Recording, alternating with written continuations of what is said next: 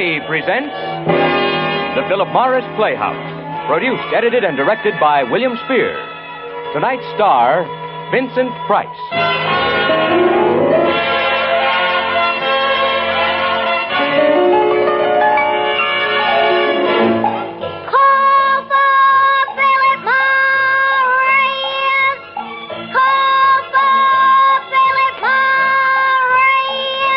It's a wonderful, wonderful feeling to wake up fresh with no cigarette hangover.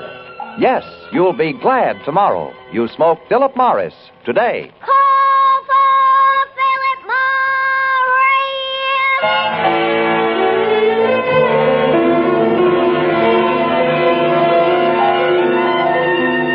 And now, with Vincent Price as star, we bring you Leona's Room. Tonight's production in the Philip Morris Playhouse.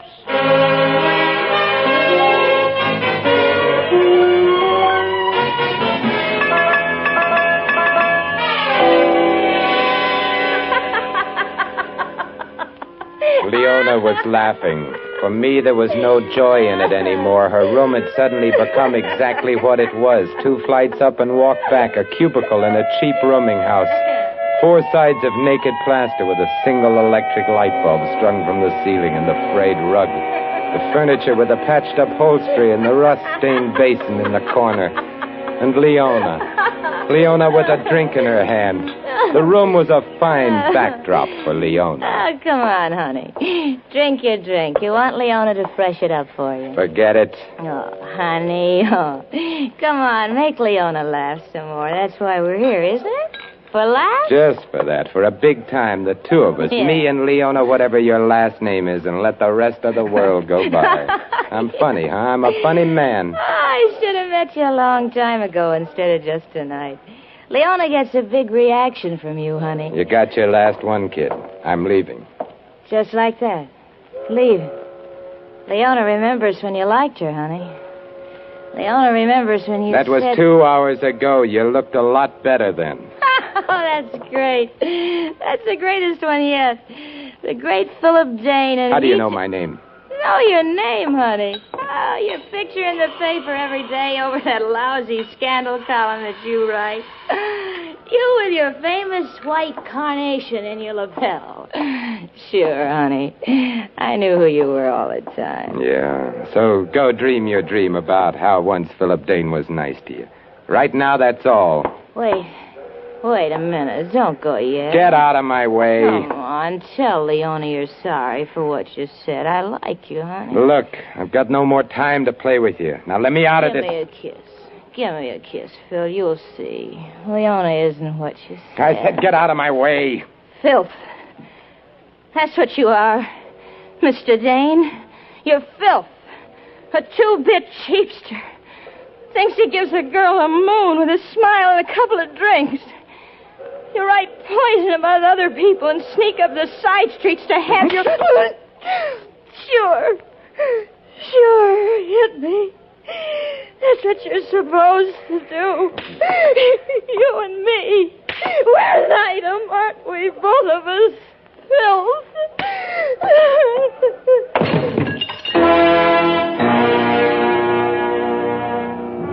For a second, I stared where she had fallen. Motionless, her face all at once like scraped bone. I turned to go, but the after-image of a lot of other faces stopped me. On my beat, I had seen a lot of dead faces, and hers matched.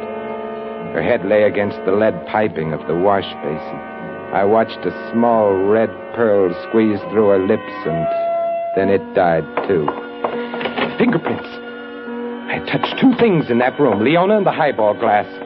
I smashed it on the floor and ground it with my heel. Now there was no possible connection between Leona and me. I had met her alone, only 2 hours ago. Sometime soon the police would look at her and write out a tag that said, dead on arrival. Maybe they would even find out what Leona's last name was.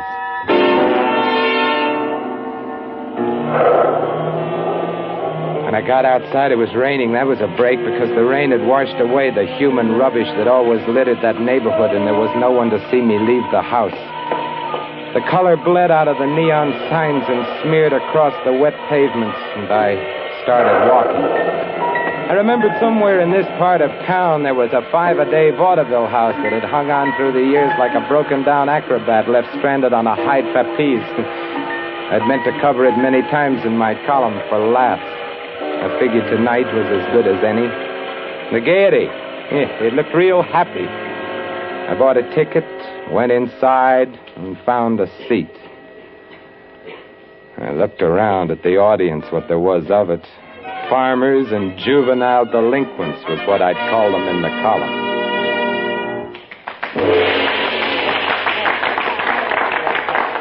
The billing card slipped into place for the next act. Malbrino and Maya, it said. The curtain went up. Malbrino stood with his back to the audience, his arms reaching out for Maya. I bent forward. She was something. Her eyes were enormous and gray and deep enough to drown. There are those among you who will disbelieve what you are about to witness. I say to you only, wait. I will descend among you and walk down the aisle. And here I choose a gentleman and ask him for some small object whose description is known only to himself. Do you have such an object, sir? Yeah, I got a good one. Here. Thank you. Yeah, they'll never guess Maya! I listen, Malbrino. What is it that I hold in my hand? It is something that has come from far away. It is an envelope postmarked Paris, France. Correct! An envelope postmarked Paris, France. Maya! Yes, Malbrino. Thank you, madame. Reach into the spaces beyond space and tell me, what is this precious thing I hold in my hand? It is a locket. And inside there is a strand of golden hair. A child. Yes, it's my little boy. Isn't that wonderful? And this. Well, This that this gentleman has given to me. Malbrino. Do not lose your concentration, Maya. Identify this object. Malbrino. You must. There is darkness here. Only darkness. He stands in the way. Maya! There is a murderer here. Huh? A murderer!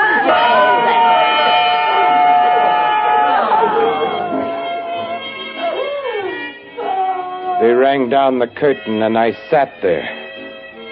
I glanced around at my fellow spectators. Some of the audience was laughing. Obviously, these were people who had written the thing off as a dramatic trick. But others were obviously affected by it. And I, you'll laugh. You'll say this was naive, superstitious, ridiculous, but I had to find out. I had to make sure. I waited until the house began to give attention to a song and dance act. There was a door to the left of the orchestra pit that led backstage. I slipped out of my seat and headed for it, as if it were my business. I walked down a corridor. There were cells on each side tagged with the performers' names. Maya's door had a star on it. The star was gilt, and it was peeling. A moment. Yes? She was taller than I had thought, and slender. Her face was delicate with an almost wistful expression. But it was her eyes, gray and soft, as if the color had been strained through gauze. Yes?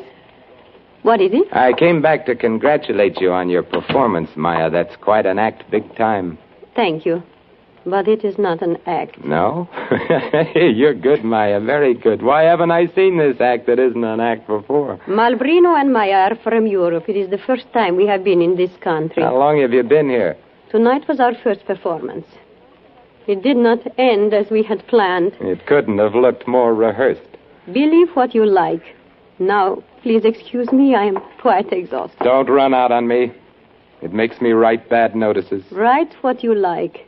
It cannot concern Maya. Why did you say there was a murderer in the theater? I do not know why I say things. My lips speak the words that truth shapes for them. There was a murderer. I felt his presence. Do you still feel it? Yes. My taxi cab is waiting to take us to the hotel. This is a newspaper man, Malbrino. Oh? It's always a delight to meet a fellow professional. Wait for me in the taxi, Maya. I'll be only a moment. You saw the extraordinary performance, Mr. Dane, Philip Dane. Ah, Philip Dane. Yeah. Your column is known even in Europe. I'm overcome, Mr. Dane. It's an honor that you should be a convert of my miraculous powers. Now, Malbrino, we don't have to kid each other, do we? We fellow professionals? No, but others are perhaps not so perceptive as you. It is amusing to kid them. Also, one lives in this way. Then that murderer bit was phony. Let us say, an act such as ours needs one piece of sensationalism to shock a new audience. I think we have it. Do you agree? You bought yourself a paragraph, Malbrino. I like your style. I'm delighted and grateful. Tell Maya something for Yes, me. Mr. Dane. Tell her eyes are the most beautiful eyes I have ever seen. She would be pleased, for she is blind. I dropped in to catch Gypsy Rose Lee's late show at the Martinique. On the way back to my apartment, I picked up the early edition of the news. There was a 5-line story spliced between the financial column and port arrivals. The police had answered a call from a nervous landlady. Leona Michaels was dead. Her body had been turned over to the coroner, that was all. That was all there was ever going to be. I took a pill and got to sleep. Woke a couple of times, hearing noises. Towards morning, I had a nightmare. I was standing in a big stone yard, and I was watching some men, some blind men, building a scaffold. They were hammering. And then I was awake. I jumped out of bed. Then I saw what the hammering had been. Nailed to my door, a shroud for a dead man, nailed to my door, with a funeral wreath of white carnations, and pinned to one corner of the wreath a small white envelope. I pulled it down and opened it. I read the black-rimmed card inside. In memory of Philip Dane, it said, "Thou art cursed because thou hast killed."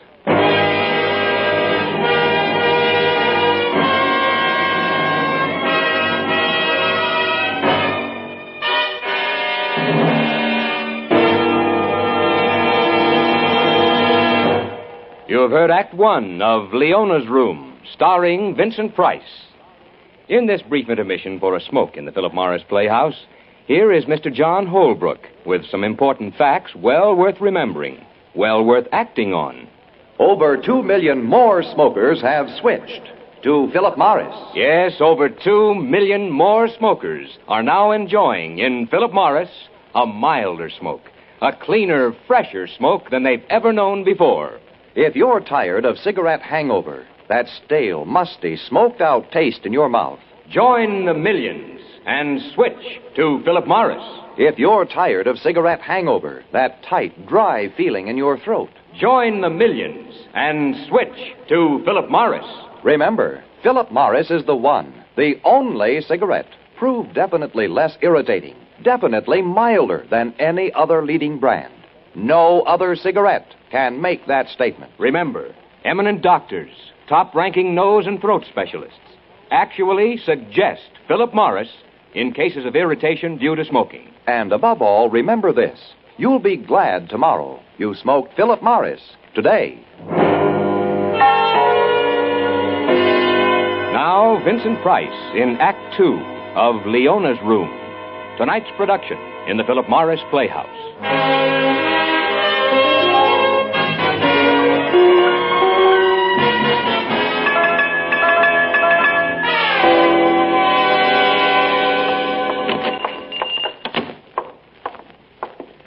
Something for you, sir? Yeah. Just this morning, sir. Just arrived. Some fresh-cut camellias? No flowers, a shroud. Talk to me about that. Oh, my condolences, sir, of course. If you'll come this way. A shroud that was delivered to 1256 Park Boulevard, Apartment 3 this morning from your shop. Oh, yes. Yes, I remember such an order. I hope it met with your requirements. I'm crazy about it. Why was it nailed on my door? Why? I don't understand. I didn't order it. Who did? Why, early this morning, sir. Early this morning there was a special delivery letter. In it was an order for a shroud and a wreath with instructions as to their disposition. Yeah, but who? Who wrote the order? Who gave the instructions? I don't really know, sir. The note was typewritten, unsigned. I thought someone who desired to remain anonymous. Tell your boy to tear that thing off my door. But, sir... It was too early in the day to drink, but I found myself at the Chatham bar. If I expected to find an answer in the bottom of a shot glass, it wasn't there. It wasn't anywhere I could think of. Nobody could have known I was in Leona's room. Nobody. I told myself that, and I felt better. I went back to my apartment with 1,000 little details a columnist has to do, the phone calls, the letters, someone was waiting in front of my door. I took the liberty. I knew you wanted to see me. Who are you? Here, take one. My card. That's all right. I can see from right here it's real pretty. What does it say on it? John Quirty, Lily Pond Cemetery. I see. Now tell me, it was a newspaper man asked you to come around and see me, wasn't it? You know, we at Lily Pond like to think... Never mind that. What do you want? In this hour of your greatest need, we of Lily Pond are... Are you going to tell me what you want, or do I have to beat it out of you? Why, sir, I am here to make the final arrangement for the funeral. Funeral?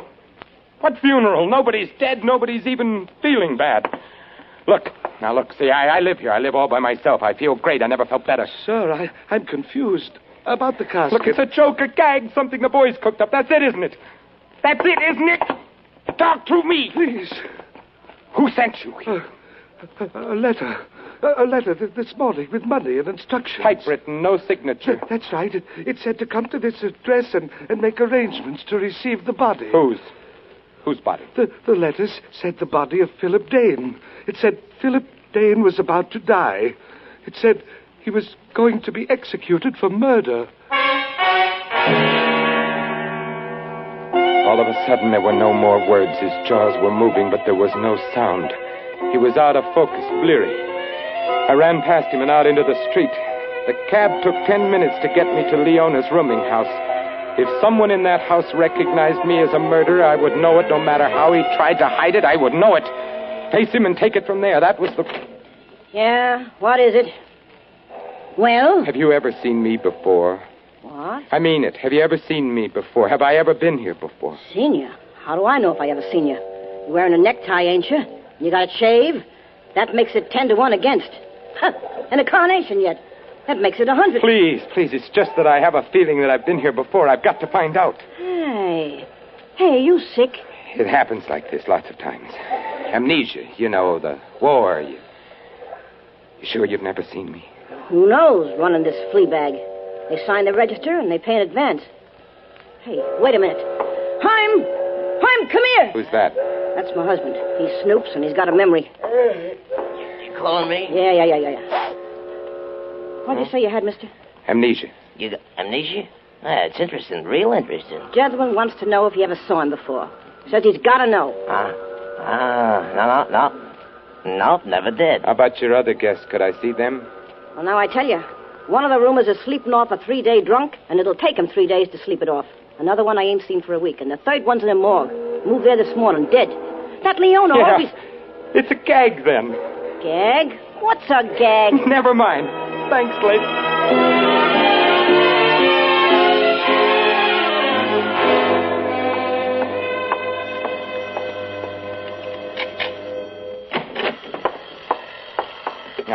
All right. Yeah? Hello, Mr. Dane. Mr. Philip Dane? Yeah. Malbrino speaking. Malbrino? Yes. Will you do me the honor to meet me at 11:30 tonight in the park? The dress of war will be charming. Charm me over the phone, Malbrino. I don't like the cold night air. It can be so healthful.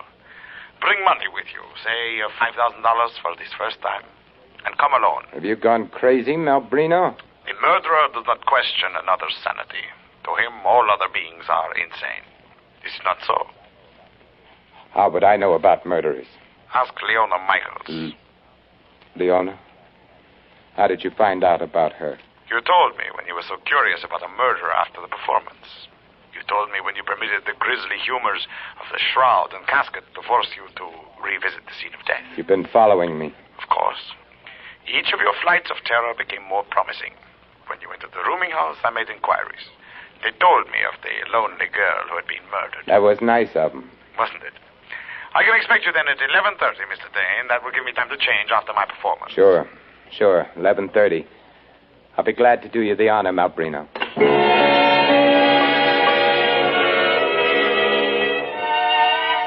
Now it was easier. Now I knew what to be afraid of. Malbrino, the clever Malbrino, whose wife Maya had pale, lovely blind eyes. What an act they had.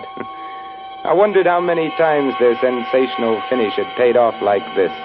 There's a murderer in this theater. And maybe he'll come backstage after the show and visit us.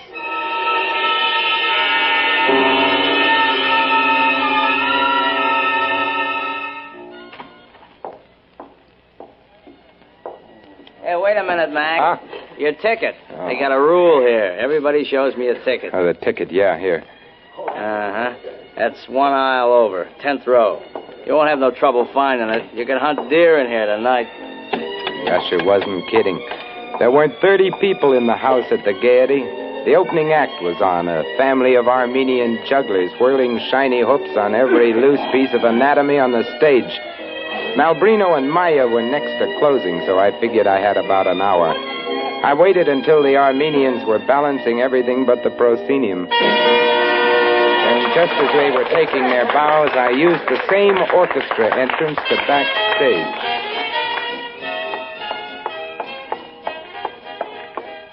The door to Maya's dressing room was open, and the room was dark. Hey, get the light out, baby. We're on. I eased inside just as the next act came hurrying down the corridor, still hooking up their costumes. I brushed against a moldy curtain hung from wooden rings. I pulled it back and hid behind it. And I waited. Still, I cannot understand why you must leave me tonight, Malbrino. What is so important at 11:30? Through the dim light of the corridor, I saw Maya walk into the room and sit at her dressing table. Malbrino was behind her. He was reaching for the light switch when my hands found his mouth and throat and began to strangle him. My fingers dug into his flesh. I crushed his breath back into his insides, and he made no sound. It was only the soft laughter that seeped through the theater, and his soft throat in my hands, and then Maya's soft voice. Why do you not answer, Malbrino? Is it a rendezvous? Malbrino? Malbrino, what is it? What is so silent? Malbrino? Malbrino! Suddenly her fingers were on my face, furtive and quick as the wings of a frightened bird. Then slowly they began to search the empty air for the dead Malbrino. She turned and her blind eyes stared at me. I threw her aside and ran down the corridor. An old doorman was reading a newspaper at the stage door. I couldn't get out that way without his seeing me. There was only one way back through the theater. That's okay, lady. Why'd you have to hit me across the face with a dead fish?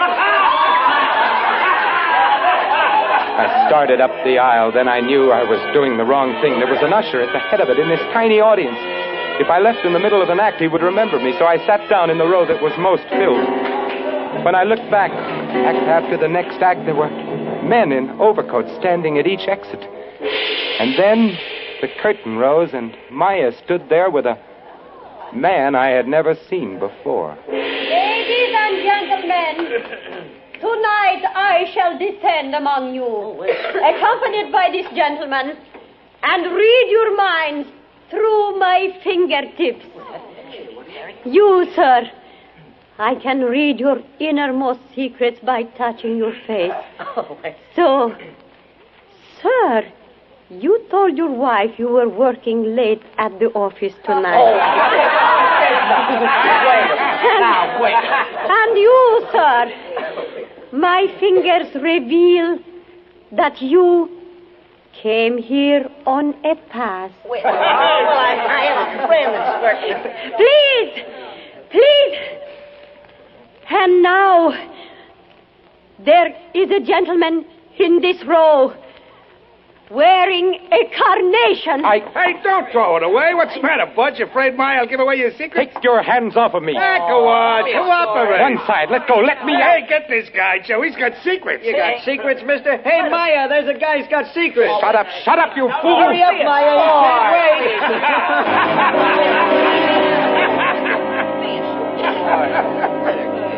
They held me there laughing. The others turned in their seats to stare. The man with Maya took her arm and led her to me. Her fingers reached out trailed across my face. They were cool and gentle.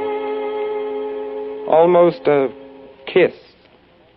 This is the man. This is a murderer.